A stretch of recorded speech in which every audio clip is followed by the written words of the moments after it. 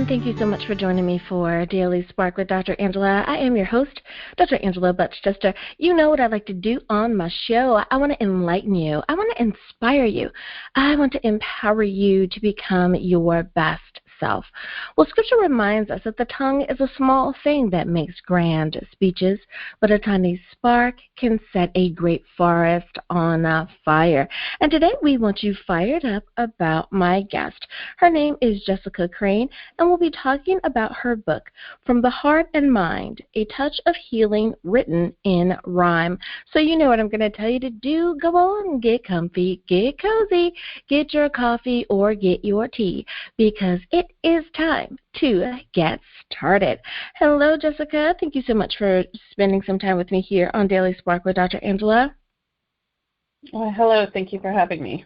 Absolutely. Well, as is tradition, we always give our guest an opportunity to introduce themselves to perhaps those who are unfamiliar with you. So first question, Jessica, what makes you you? Tell us a little bit about yourself. I'm a single mom who does bookkeeping and taxes, and as a hobby, I write poetry that I love to share with my friends, family, and church members. Now, being an author, is that something that you've always wanted to do, or did you find that life presented you an opportunity? Life presented me an opportunity, most definitely. Jessica, let me ask you about the title of your book, From the Heart and Mind, A Touch of Healing Written in Rhyme. How did you come about that title? Well, when I've written all of my poems, they are all in a rhyming session, and so over time, I was trying to figure out how do you name, a group of poems that you've written that just are there to touch and help people. And it was just given to me, really, that it's from my heart and mind, and that it is just, they're all in rhyme. Made it fairly simple to come up with that name. I like how that happened, especially if you weren't doing it on purpose. But at the end, it's like, oh wow, this is beautiful. So I love it. I love it. Now, when it comes to the target audience, I know that many authors will write for a particular group of people. For example, a book might be directed at mompreneurs or perhaps caregivers or people who want to hear about a death-defying feat, right? A death-defying feat. But not everyone does that. Some people write self-help books, and it really helps you get through being stuck or whatever it is. With that being said, what type of genre do you think that your book best fits in? Who is it most suited for? Well, my book is mainly targeted for those who are looking for healing, spiritual healing in their life. It's, like I said, it's a composure of 52 of my original poems that are all written from journeys I've been through personally. And you can find things about forgiveness, things about just general healing, honoring poems towards those in the military.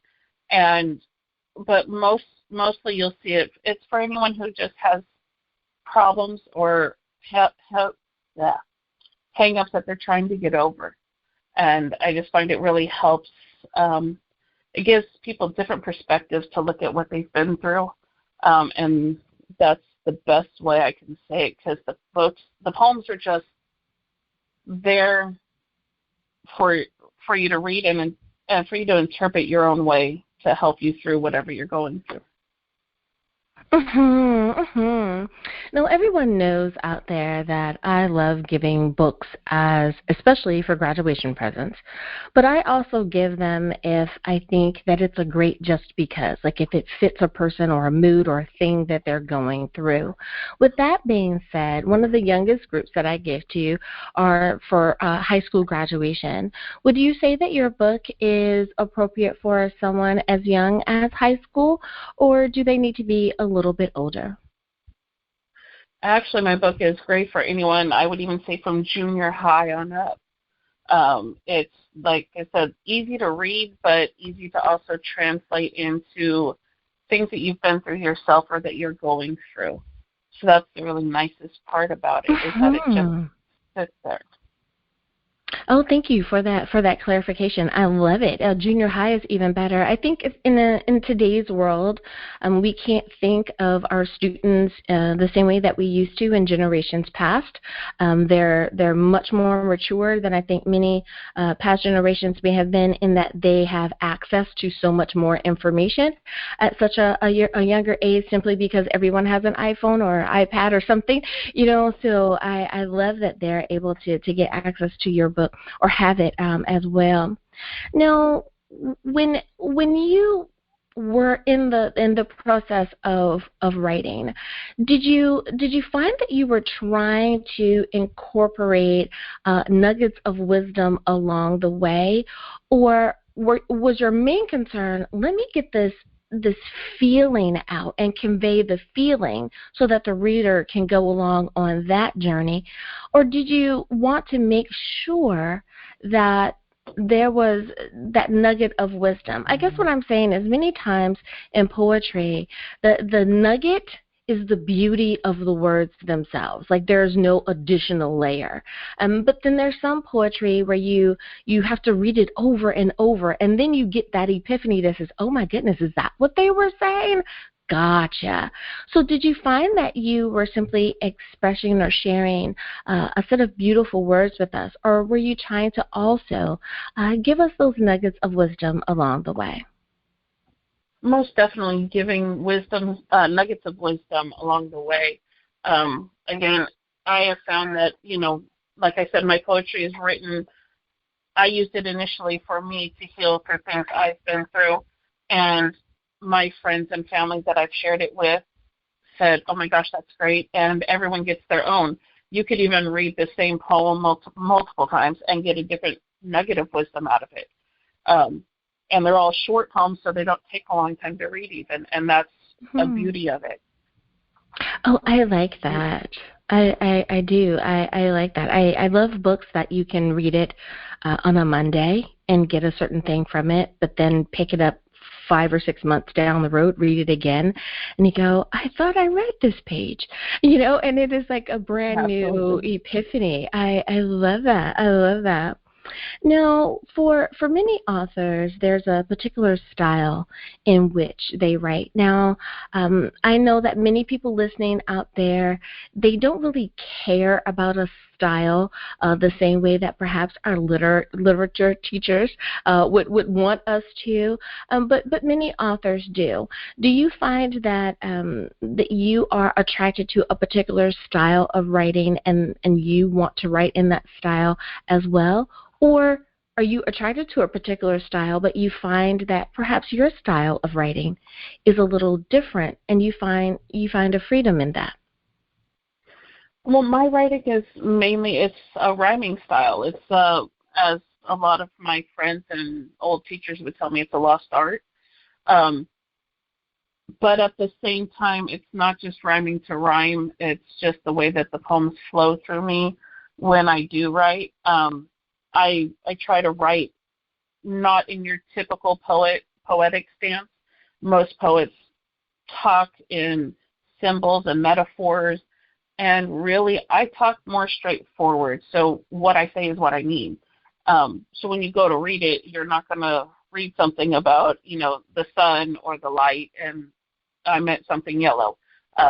It's literally just easy to read, and that style that can touch people, and that's why.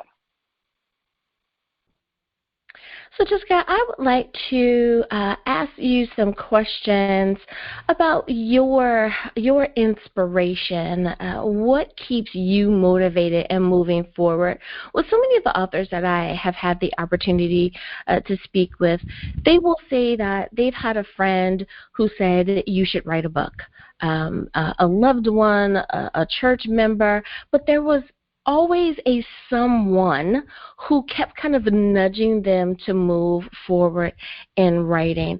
Did you have a similar experience to that, or what was that final nudge, if you will, that made you decide, yes, now is the time for me to write this book? Well, that's actually kind of a funny story. I actually wrote the book because of a bet. I have a son who's now 19, and he was in his freshman year in high school, and his dream was always to play football. And he was going to give up on football. And I said, look, son, what can I do so you stay in this and you keep following your dream? He goes, well, if I finish this year in football, then you have to finish your book. And I said, all right, well, it's only been 10 years. Sure.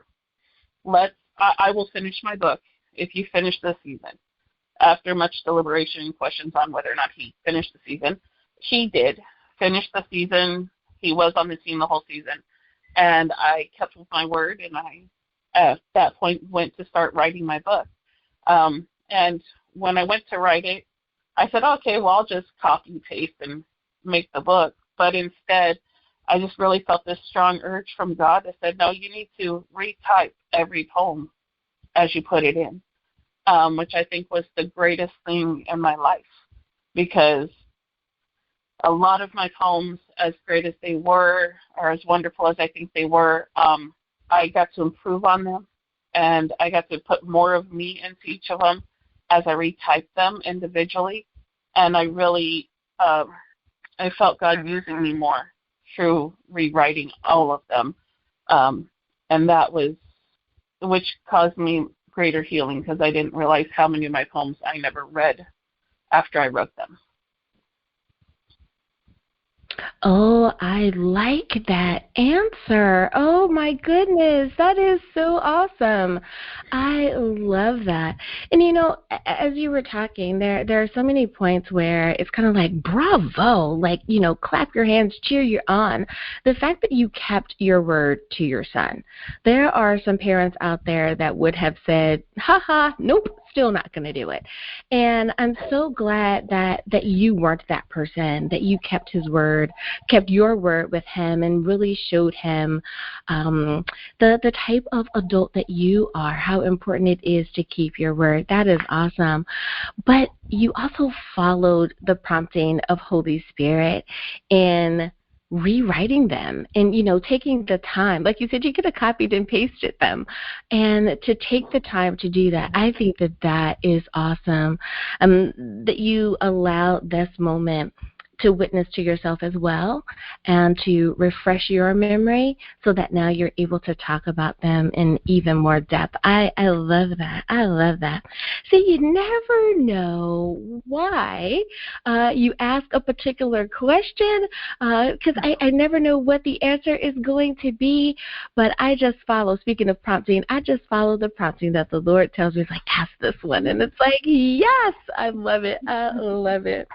Well, Jessica, it is time for us to go to break. But before we do, can you remind everyone, please, what is the title of your book? Where can we get a copy? And, of course, how do we stay in contact with you? Well, it's the name of the book is From the Heart and Mind, A Touch of Healing Written in Rhyme. You can find it on Amazon and anywhere where books are sold. I'm still currently working on any Facebook, Twitter, Instagram. Not a problem. All righty, everyone. And now you know where you can get a copy of the book. We'll be back right after this.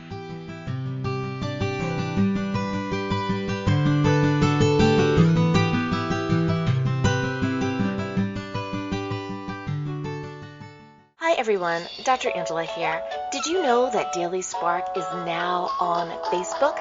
That's right, you can visit with me at facebook.com/Daily Spark with Dr. Angela. I want to know more about what you're thinking. I'd love to know, which interview did you find the most entertaining or the most informative? I want to talk to you, and I want you to be able to talk to me. Simply visit facebook.com/Daily Spark with Dr. Angela.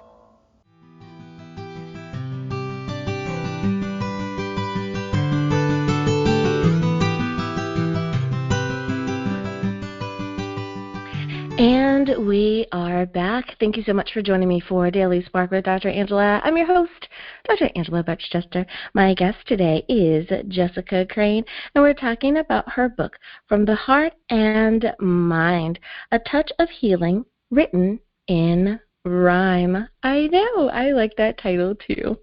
Well, Jessica, my next set of questions for you, I want to kind of switch gears just a little bit and ask you some questions for the aspiring authors that are out there. The many emails that I get, which you can always go to drangela.chester.com, click on Contact, and fill out that form really quick if there's a question that you would like for me to ask a guest. But one of the questions that a few of the questions that I get most often are from our aspiring authors, and they love it when I pick you guys' brain. So with that being said, that's going to be the next few questions I have for you. When you were in process of putting this all together, every author has to decide if they are going to self-publish or if they're going to use a publishing house or the professionals, right? Many times people will say, I don't want to have to worry about what to do next. This isn't my wheelhouse.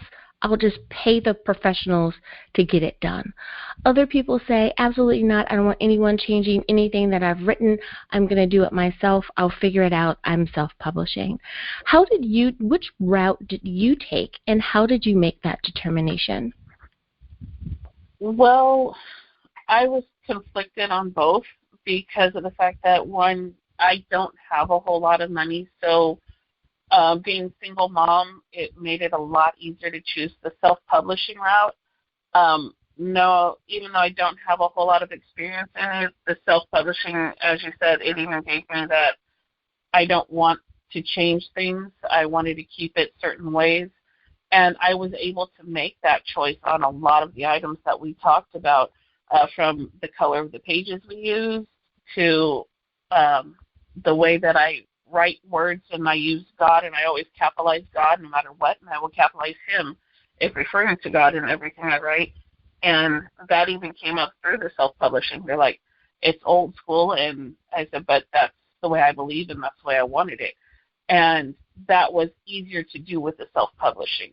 And so those are items you have to look at. And since I was inspired by God and through my journey in life, I wanted to give Him as much credit as possible through everything.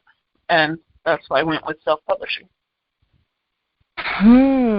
You know, it is so interesting that they gave you that answer. And even though I know that the world is changing, I think that folks that are really Christian writers understand that God is a capital G. And when you're talking about something being your God, like, don't make money your God, that's a little g. And it's just really surprising to hear them tell you that. I mean, I'm very old school as well, and so I understand the dilemma. When you say Him, it's still a capital H, not a little h, because you're talking about the big G God, not the little g God. So yeah, I definitely understand that. Wow, thank you so much for saying that. No one else has mentioned that, so I that might be an epiphany for someone out there. Thanks. Now, when you held the first copy of your book in your hands, so you've gone through, all of the writing and the editing, and you have your cover and all that good stuff, and you have book number 1 hot off the presses. How did you feel in that moment? I felt proud. It was the biggest one because it's something I never thought I would do. But at the same time terrified because it was really out there for people to read, for people to see, for people to look at, for them to judge you on. And it was terrifying to me to know that I'm actually putting myself out there enough to have someone else's opinion. But it was really wonderful to know that I could be helping someone without even knowing it. And it gave me peace from that point on. Once I got to that point in my epiphany that, I did it, I finished it, and it's a tool out there to be used and to be used by God, because I can't. It's not me. But, I'm the vessel who created it, but it was just really, it was amazing to finish it and be able to say, I actually wrote a book. And I have sold a lot to my clients because they all wanted to support me, and that was the greatest thing. So to hear how many people around me liked it too. Now, that kind of is the perfect segue for my next question, and that is about literary success. I like to set the question up this way. Many times when we're talking about being a successful person, people list those material things, a really big house, a fancy car, or an expensive, two-seater or something like that, or taking trips to certain luxury destinations. With all that said, most people will agree that that's what being successful is, or at least it gives you the option. But when it comes to literary success, being a successful author, I find that each person has their own version of what that means. There's no one size fits all. So that's the question I'd like to ask you. When it comes to being a successful author, what does that phrase mean to you? And do you think that that authors get to reach the level of being successful? Most authors. Well, I think that to be successful as an author would mean that you touched as many people as you could for whatever your intent is. My intent is for healing and to help people get over their hard times. And if I could help, to me, being successful as a writer meant that even if one book helped one person, even if I wrote and paid for 400 books and it only helped one person, it meant I was a success because I helped someone through something that they couldn't get to, whether it be one person or 1,000 people. It really doesn't matter to me because even Jesus left the 99 for the one, and that means more to me than anything. And since my life is about my beliefs and my relationship with God, I try to do everything I do for Him, and I ask every morning to be a light. And if this book can be a light to anyone, if it can be a light to one person, 1,000 people, or 10,000 people, then I was a success in my eyes. Oh, I love that answer. And what a beautiful way of putting it in context. You are so right. Oh, my goodness. I love that the Good Shepherd does leave the 99 to go after the one. And, man, if that one book makes a difference in someone's life, I love that. Oh, my goodness. I'm so glad I asked you that question. I love it. I love it. Now, for so many of the authors that I've had an opportunity to talk with, they will say, Dr. Angela, let me tell you, I had no idea what I was doing when I was in the middle of the process. I didn't know how to find an editor, yet they found one. I didn't know who was going to do my cover, yet that ended up being solved, so on and so forth, right? Because you don't know what you don't know until the time comes for you to make those decisions. When you were in the process of making those decisions, there may have been something that you wish you would have known, and you had to figure it out in the middle of it all. Looking back, is there a piece of wisdom that you could share with an aspiring author out there that would help them with the process? Like, oh my goodness, if only I had known that I should do editing like this instead of that, or choose the cover at this point instead of that point. Do you have any of that type of procedural advice that you can give to an aspiring author? Well, my advice would be find those you love and trust them to help you the most first. My book was taken, and with shaking hands, I handed it to my mother and asked her to edit it for me because she is an English major. That was the hardest task in my life. So even when they asked me professionally, did I want a professional editor? They're like, well, you already scored an 8.5 out of 10 on your book scale. And I'm like going, I like how the poems are because I already have those around me who love me, literally already went through and edited it for me. But if you're not positive, if you don't have that backup, then definitely use the professional editors. For like my book cover, God blessed me with a vision of what I wanted it to be, and my daughter happened to be in digital media at the time, and she actually created my book cover for me exactly how I wanted it. But listen to your heart with anything you do with it. If you listen, God will tell you which way you want it. He wants you to use it because there's a reason for everything we write. There's a reason for everything we do. And the truth is God's the only one who really knows why or how it should be. Oh, what a blessing to have those people in your life, to already have them available to you, but to share that moment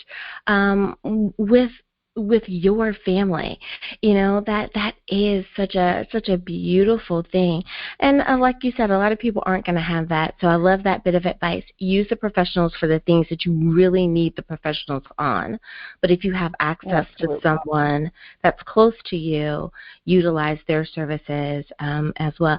I love that. And then they too you never know how that can even parlay their career. Perhaps that mention or that nudge can help them as well. But there's nothing like giving the gift of just of that ability to you just because they love you. I love it. Well, Jessica Crane, we are out of time, but I have enjoyed speaking with you today. Thank you so much for stopping by and spending some time with me here today. But before I let you go, can you remind everyone one last time, please, what is the title of your book? Where can we get a copy? And, of course, how do we stay in contact with you? Well, the name of the book is From the Heart and Mind, A Touch of Healing, written in rhyme. You can always find it on Amazon and anywhere where books are sold. And you can always follow me by visiting my publisher at iuniverse.com. Thank you again for being a guest on Daily Spark with Dr. Angela. Thank you for having me. Absolutely. And listeners, thank you for spending time with us here as well. We hope that we have enlightened, inspired, and empowered you again today. As always, may the Lord continue to shine his face upon you. May you receive his grace and his mercy in all that you do. Until next time, everyone, remember that you are blessed in the Lord. Have a great day, everyone. Bye-bye.